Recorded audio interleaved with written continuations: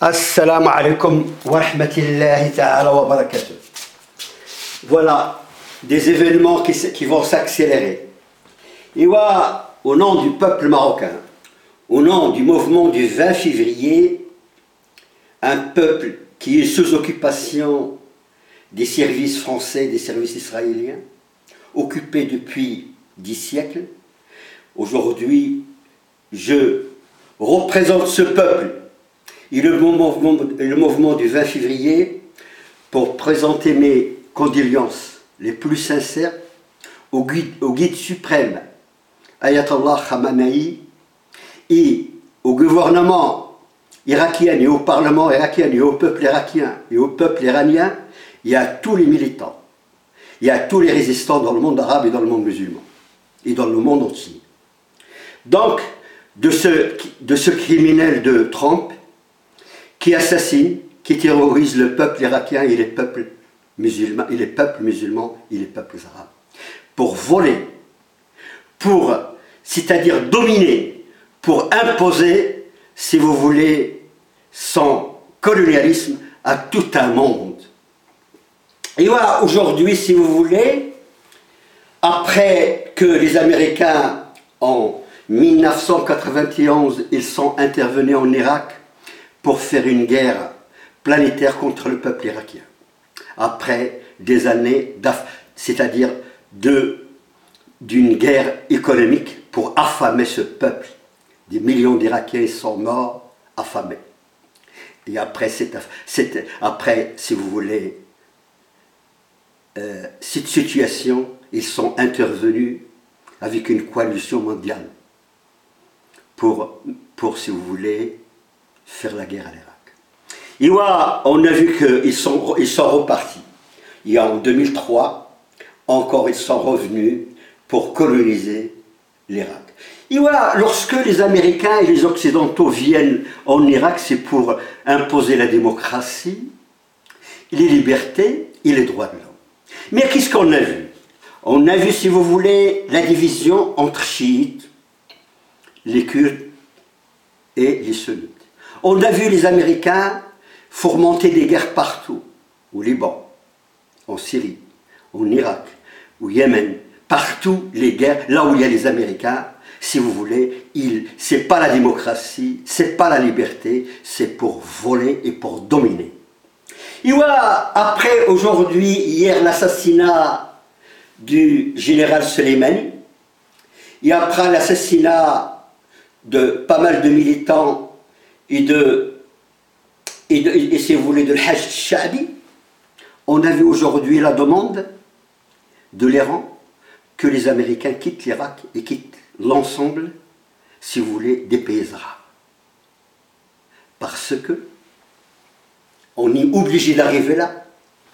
La présence américaine chez nous impose des régimes fascistes, des dictatures fascistes, des dictatures nazies, des dictatures qui oppriment leur peuple. Ils remettent des milliards à la puissance américaine. Non simplement ils volent, non simplement ils dominent, mais ils imposent une dictature sans précédent. Lorsqu'on prend le cas du régime saoudien, un régime juif, sioniste, criminel, qui est imposé par les USA et Israël. Lorsqu'on voit Qatar, un régime fasciste, un régime criminel, imposé par les USA. Et lorsqu'on voit les Émirats arabes unis, des criminels, des nazis, des fascistes, qui font les guerres un peu partout dans le monde arabe, sous le couvert des États-Unis. Et voilà, nous on a dit en 2003, lorsque les Américains ils ont repris l'Irak, ils préparaient la guerre en Syrie. Et pour préparer la guerre en Syrie, ils ont pris l'exemple des années 70-74 de mettre les Moudjahidines contre l'armée soviétique. Et si vous voulez, les Russes à l'époque, ou l'Union soviétique de l'époque, ont fini pour déposer les armes et être vaincus. Et ils sont partis grâce à la résistance musulmane. Et cette résistance a été appuyé par les criminels saoudiens, par le monde musulman et par le Pakistan, pour donner, si vous voulez, que les Américains gagnent cette guerre. Il était gagné. Mais aujourd'hui, mais si vous voulez, en 2003, la pensée sioniste et la pensée des Juifs, c'est de faire la même chose en Syrie, au Liban, dans le monde arabe. Utiliser les musulmans contre d'autres musulmans pour dominer, si vous voulez, le monde arabe. Et on trouve le dictateur Erdogan, un homme qui a des liens fraternels avec l'État d'Israël, un homme qui est, si vous voulez, si vous voulez, l'Atlantide avec les atlantistes, un homme qui joue au double jeu. Dans les informations qu'il donne, il est musulman, il défend l'islam.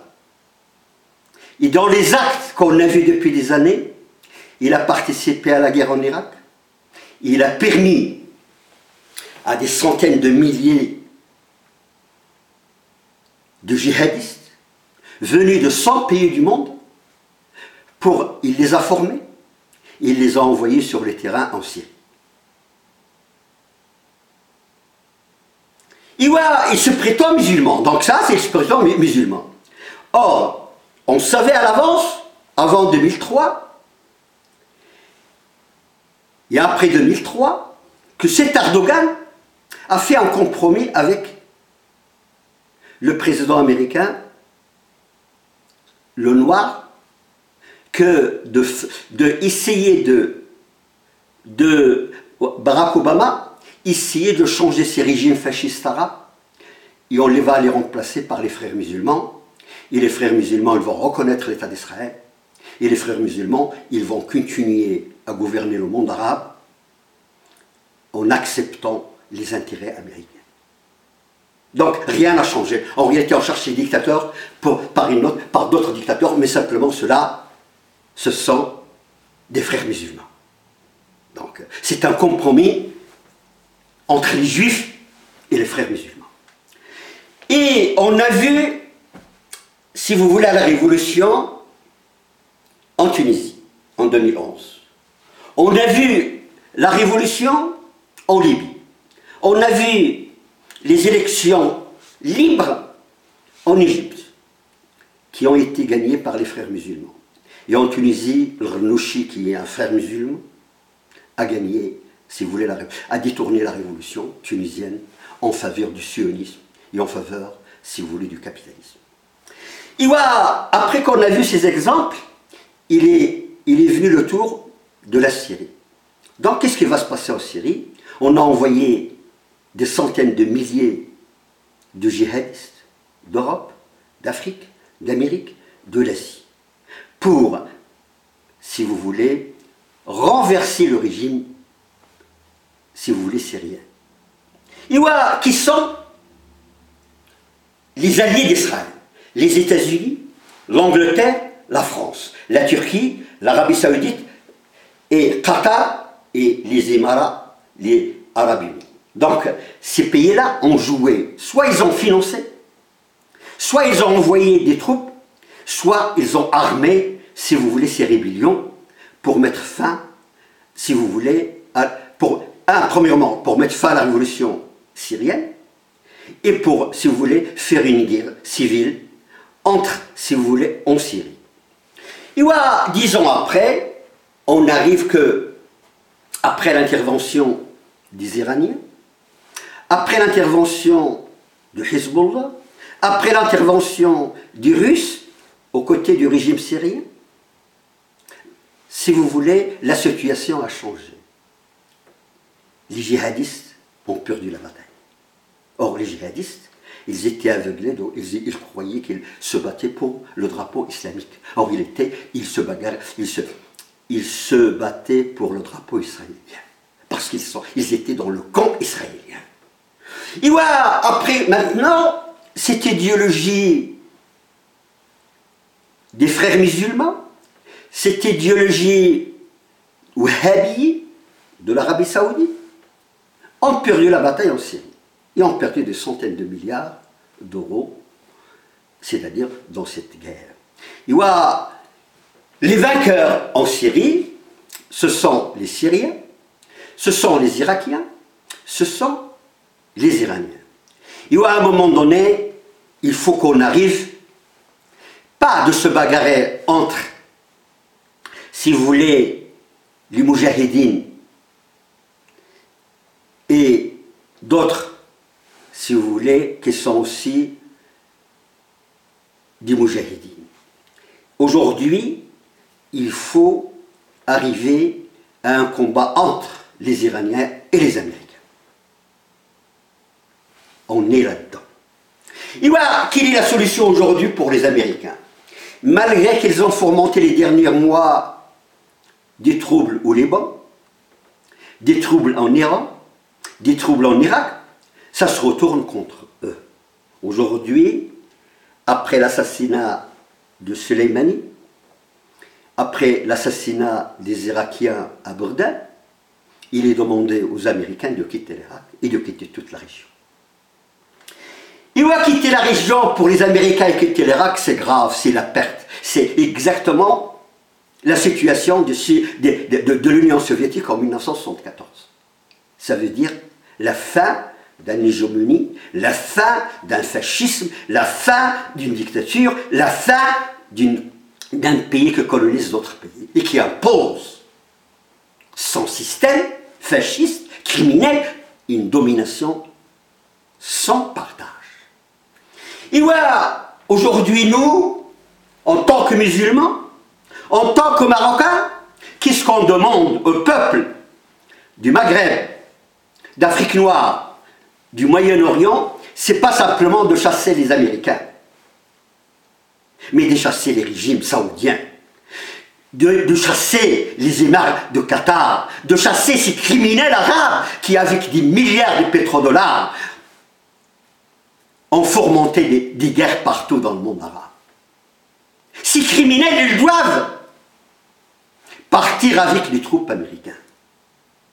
Parce qu'aujourd'hui, la situation est tellement grave qu'on ne peut pas accepter que ces fascistes arabes, ces criminels arabes, ces nazis arabes, qui n'ont rien à voir avec l'islam, ils sont des sionistes, ils sont des criminels. Il faut que ces criminels quittent cette région avec les troupes américaines.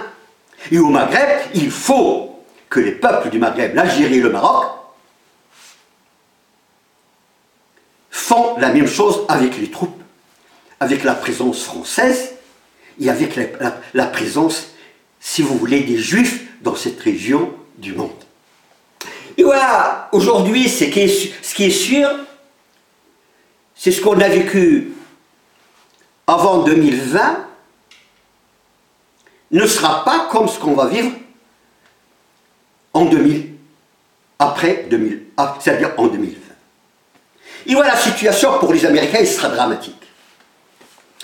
Aujourd'hui, partout dans le monde, pas simplement en Iran, ou en Irak, ou au Liban, ou en Syrie, partout dans le monde, les Américains, ils seront la cible des militants, si vous voulez, musulmans. Pourquoi? Parce qu'on a accumulé pendant un siècle la haine contre cette domination, la haine contre cette arrogance, la haine contre cette exploitation, la haine contre ce vol. On vole nos richesses et on te met un régime pour te réprimer.